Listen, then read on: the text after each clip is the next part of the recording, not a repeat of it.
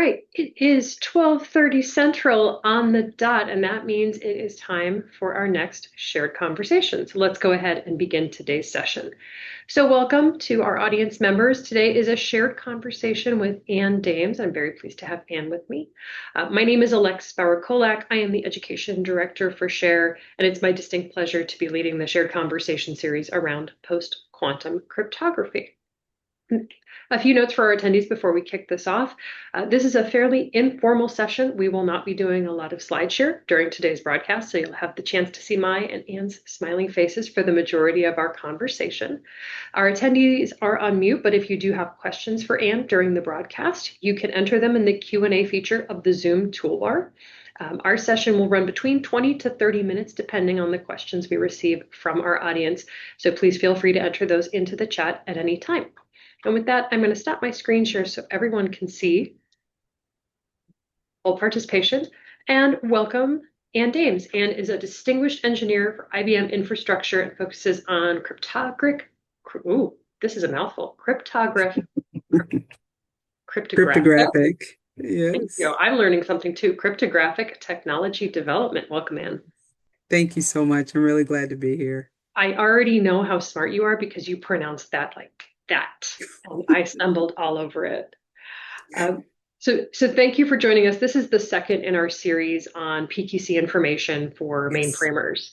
And I know that you saw that we had a previous session with Tom Cosenza from the SHARE Board of Directors where he provided a general introductory session about why do you need to understand post-quantum cryptography and what does it mean for the mainframe and how should we Mhm. prepare. So today I'm hoping you and I can dig a little bit deeper into some of the things that Tom touched on, and then set up our third webinar in the series with Tim Hill as a final closeout.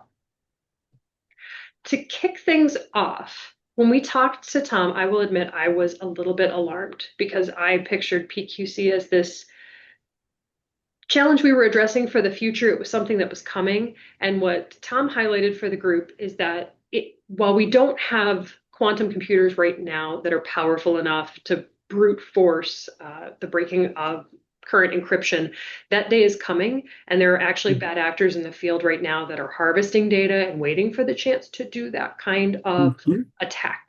Um, Right. so Tom's strategy was we need to get ready right now because this challenge is coming in the future. But I'm going to ask you to gaze into your crystal ball and say, if we don't have these kinds of powerful computers right now, when are they coming and what should we know about that? Wow, that's a great question. And that's a question that I actually get asked quite often. And there's a lot of research out there about this because we have quantum computers today, but as you mentioned, they're not quite strong enough to break cryptography.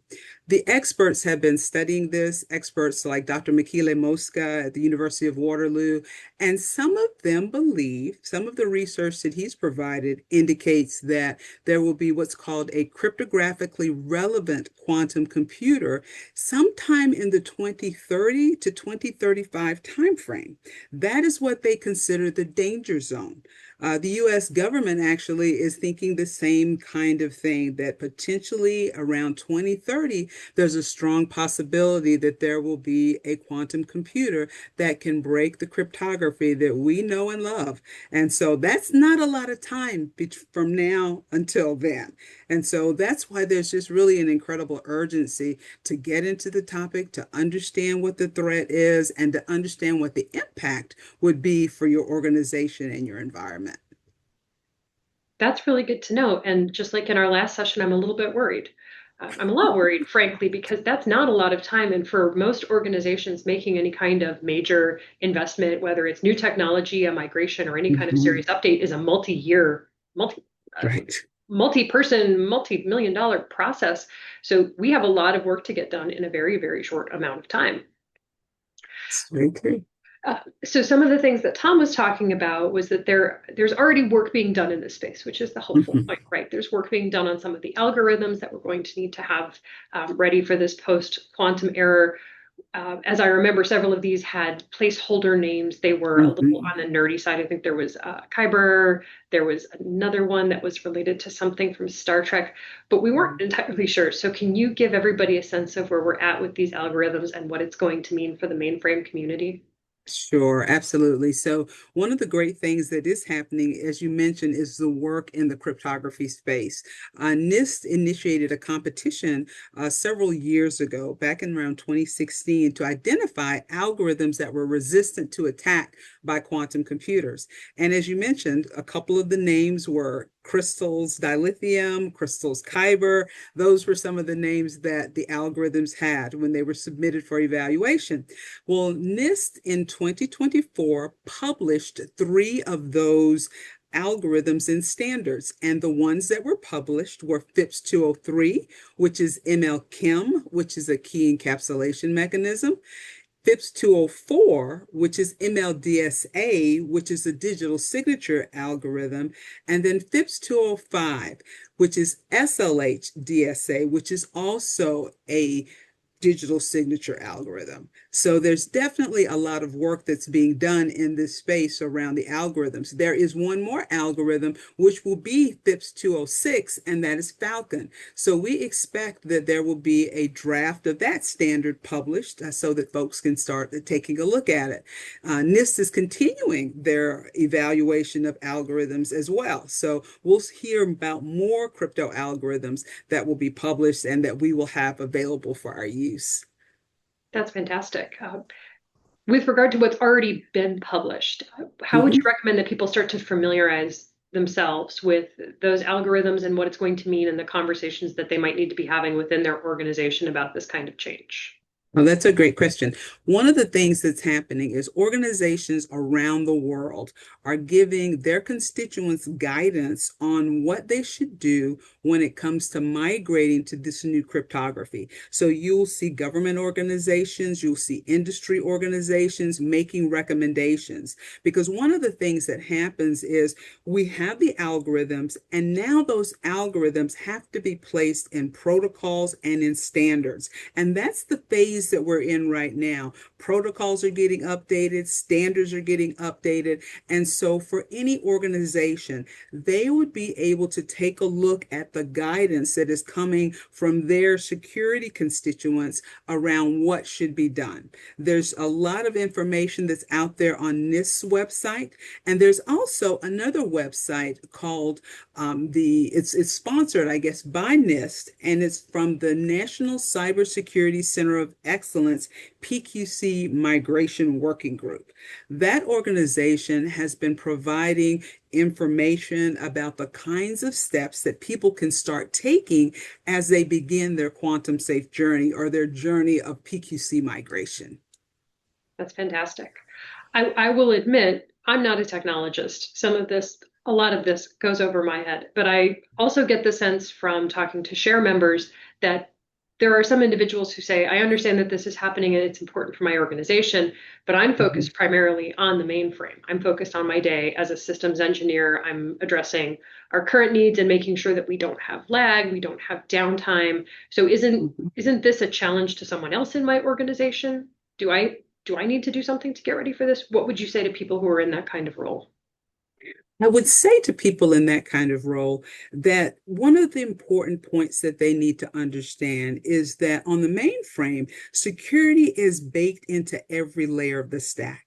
So you would be very surprised at the number of products and solutions that you might be using, including the platform where we are using cryptography and where cryptography use cases are important for things like confidentiality, integrity, authentication. So even though you may think that you are not affected, one of the key things that organizations need to do is go through a cryptographic discovery exercise. You need to understand where cryptography is used in your organization, what your use cases are for cryptography, and also understand the dependencies that are associated with that use of cryptography. So those are some of the beginning steps that people need to do because it's very important to understand the threat. Because once you understand the threat, then you will be able to understand how that might impact the use cases that you have that support cryptography and that support these new algorithms. almost every situation you're going to be in, people want to have secure communications when it comes to cryptography. So that's one of the major use cases that we need to address. You mentioned earlier the harvest now, decrypt later attack that could be launched, where the adversaries or the bad guys could start to harvest your data today, save it for a time when they have access to a cryptographically relevant quantum computer, and actually get access to your data. So there's all kinds of places where secure communication will be at risk because of the impact that a cryptographically relevant quantum computer can have on specific situations when it's in the hands of an adversary. I love the point that you made about looking at the entirety of the ecosystem because nothing operates in a silo anymore, right? All of our systems are interconnected. And even if we're confident in what is in the mainframe in terms of security, we still have integrations, we still have That's right. partners, right? And so being aware of how Mhm. these kinds of changes to the standard are going to impact all of our vendors and all of our systems is going to come back to us in terms of preparedness. Absolutely. And to tie into what you just said, when you're thinking about that crypto discovery, you need to think across the entire infrastructure, as well as you mentioned, to the partners. You need to think about applications. You need to think about data protection. You need to think about key management and all the various components that make up the Z stack. This is a very important activity that folks need to do because at a point, what they'll need to do is really prioritize kind of where they go because crypto is used everywhere. It's really used everywhere and enables a lot of the capability that we have. There's probably an organization culture component to this too, right? It's not Mhm. just the people working directly on these systems who understand these challenges. Making some of these adjustments might mean changes to, I hate to say it, but availability, speed, right? The way that we're planning for future engagement and the amount of traffic and the amount of transactions. And so Mhm. having a larger organizational awareness of the kind of impact that this change will have, even at a basic level, could be really crucial. Yes, agreed, agreed. I mean, there are a lot of key stakeholders that need to understand and need to be involved. And it's not just the technical organization, it's the management, it's the risk folks, it's the folks that have to deal with supply chain. There are a lot of organizations that will be touched by the PQC migration activities that they'll need to undergo. We'll come back to the non-technical folks because our honestly at Share, we really love to dig down deep into the technical pieces. I want to make sure that we didn't miss anything when we were talking about the algorithms and the work that's Mhm. being done at the NIST level. Is there anything else happening from a standards development or release perspective that you think people should be aware of? Yes, one of the things that's very important is that when we think about the migration, all of the solutions that we need will not be available all at once.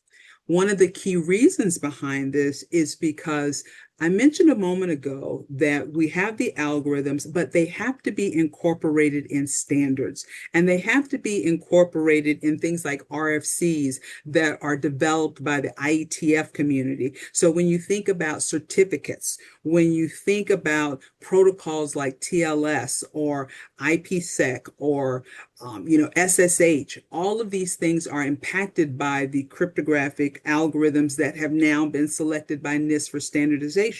One of the challenges that we have is that the current algorithms are not drop-in replacements. The artifacts are different. The keys are larger. The signatures that are generated are larger. And because of that, it's been quite a bit of a challenge for the folks working on standards to fit these new algorithms into all of the places where we need them.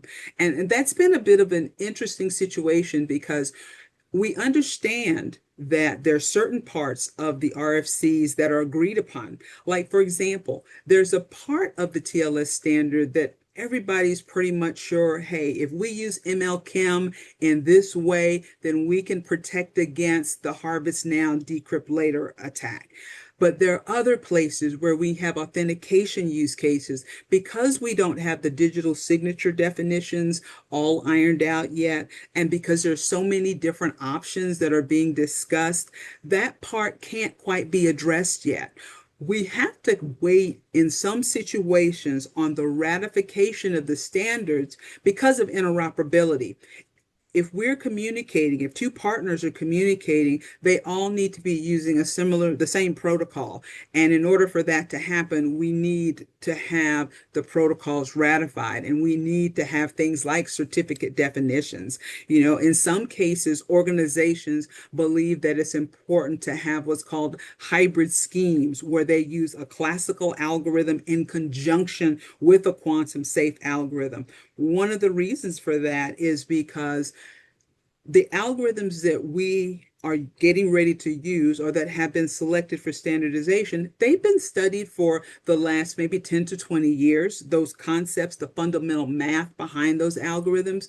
But the algorithms that we had been using for RSA or ECC, those algorithms have been studied for a long, long time. And so there was a lot of deployment of those algorithms. There was a lot of confidence in those algorithms. And because these are kind of newer algorithms, even though a 10-year algorithm isn't that new, it's still considered new in terms of crypto years.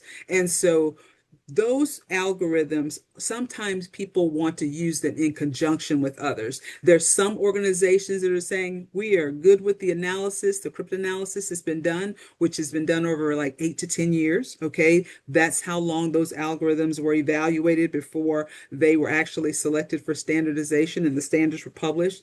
But one of the things that we have to make sure that we do is to be aware that these kind of impacts will have an have will kind of make us think more differently about our applications and about our communications, because we have to think about the performance that's associated with the algorithms. So that is one of the things that I think is going to be important for folks to know. We don't have the certificates yet. We don't have all of the ratified standards yet that we need. So we're going to have to continue to watch this space, but there are steps that we can take. So we should start doing this. If we think about prioritization, we need to think about, do I have data that has been protected and that needs to remain protected for a very long time? If I do, am I using a crypto algorithm that will be secure today and into the future? That's one of the things that we need to think about. We also need to think about performance, and we need to think about how these new algorithms will have an impact on an application. I'll give you an example. Let's say that your application generates digital signatures.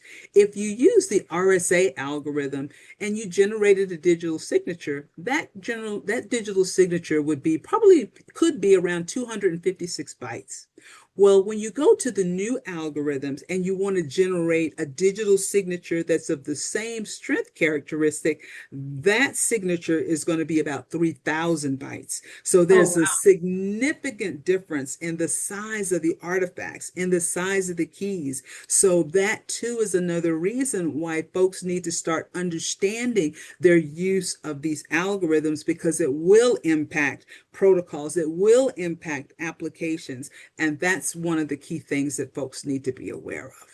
I'm I'm absolutely staggered by that. And I have to admit, I'm really glad that you're bringing this up because everything I've seen around the changes to certificates focuses on the shift to the 47-day window, which I think more people are aware of and is Yeah. terrifying in its own right.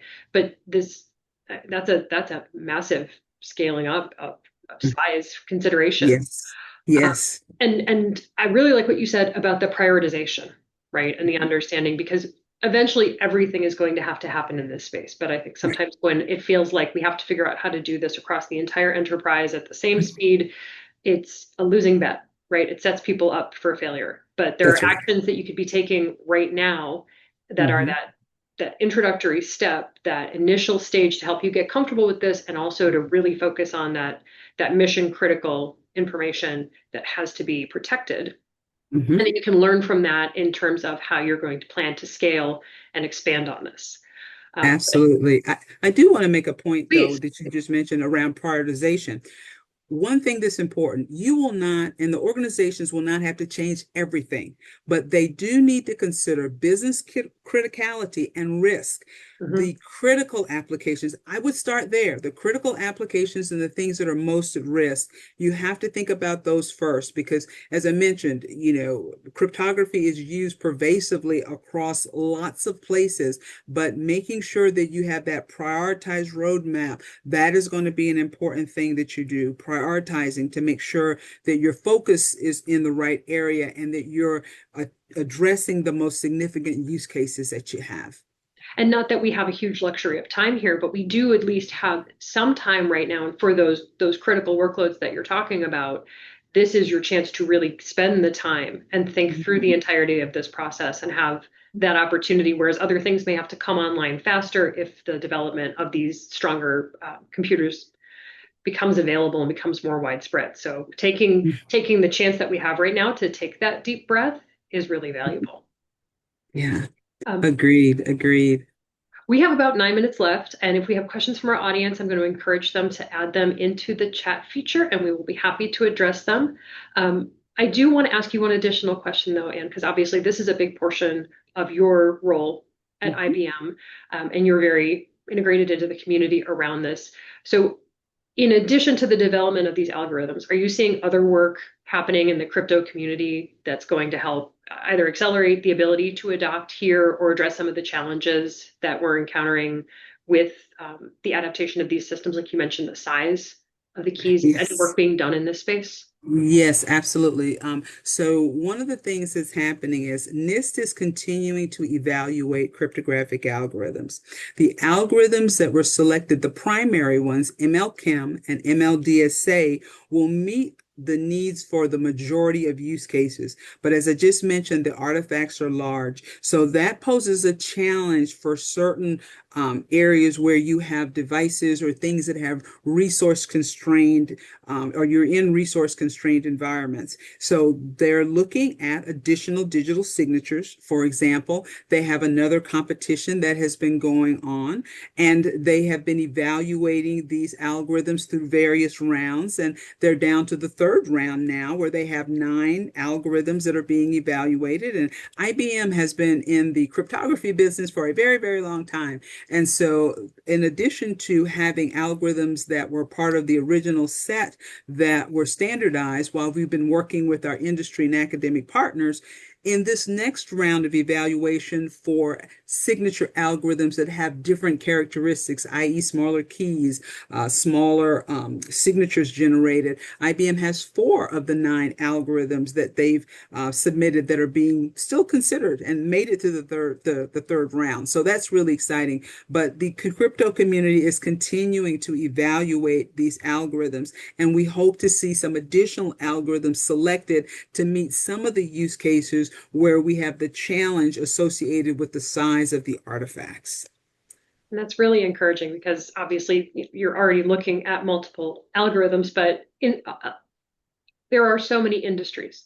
Mhm. Almost every industry is going to be impacted by this. That's Organizations of right. different sizes, organizations that are global, and that's going to add a whole new level of complexity. So having a toolbox as opposed to, a single hammer or a single tool That's to do this is going to be really crucial. exactly, exactly. We did get a question from one of our participants.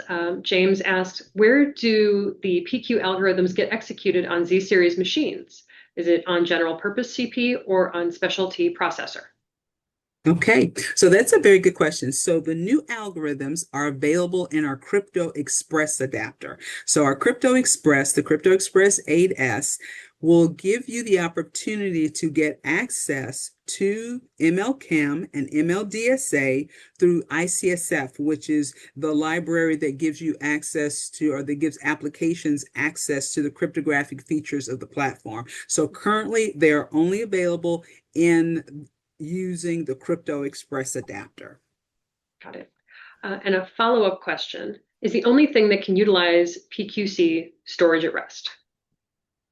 Well, no, let's talk about that for a second. So when we think about data at rest, a lot of times data at rest can be protected using AES. And AES is one of the algorithms that is considered what we need for protecting data. Okay, so when we want to protect data and we want to make sure it's resistant to attack by quantum computer, AES is the algorithm, an algorithm that we can use that is available there.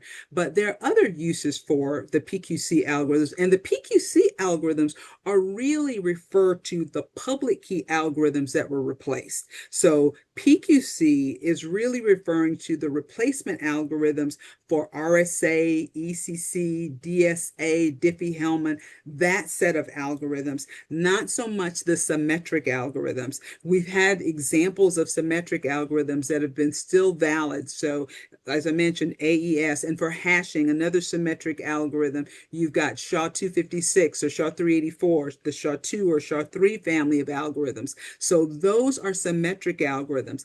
PQC replaces the asymmetric or public key algorithms. Behind your monitor, by the way, do you happen to have a whole bunch of note cards with all of the names and all the acronyms of everything written out? Because I have no idea how you're managing to pull all of these IDs out. It's incredible.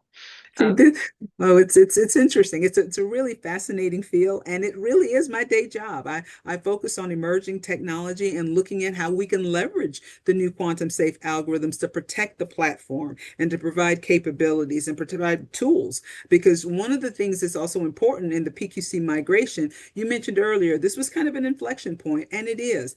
It's an opportunity to change the way we manage crypto on the platform by stepping into what I'll call crypto agility. That's what the industry kind of refers to it as. So we know that there are more algorithms coming. So the next time there's a set of algorithms that needs to be changed, we want to make sure that if we're making changes today, in the future, it'll be a little bit easier. So that's something that folks should start to take a look at too. Like, what is crypto agility about? Where can I use crypto agility, or how can I redesign what I have to be more crypto agile so that going forward, I will be able to make sure that I am able to switch algorithms more quickly and with much more ease and less disruption to my whole environment.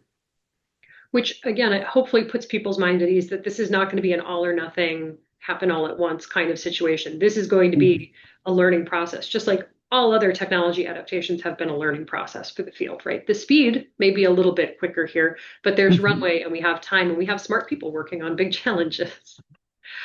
And I was going to ask you to cover lattice topography in detail for us because Tom said that would be a thing you'd be great at. But we have 2 minutes left, so let's make Tim do that in the final Mhm. session of our series. Yes, I'll have to punt that to Tim. So We'll get to it. But thank you so much for being with us here today and answering questions. I can't wait to see you in August in Pittsburgh. We are having a special PQC program as part of Share Pittsburgh that I would encourage our attendees to look into. It's called Blueprint.